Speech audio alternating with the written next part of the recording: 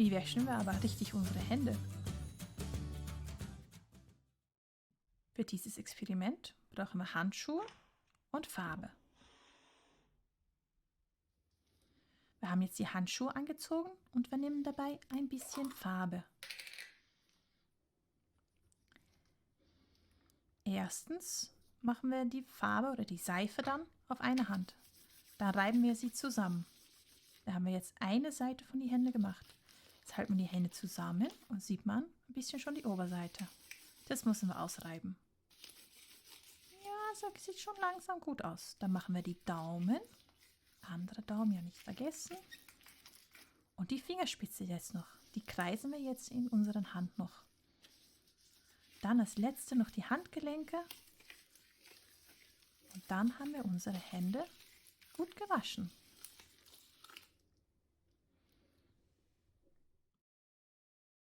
Möchtest du mehr wissen über Bakterien im Darm? Folg uns auf Instagram oder auf YouTube. Danke fürs Schauen und hoffentlich bis zum nächsten Mal.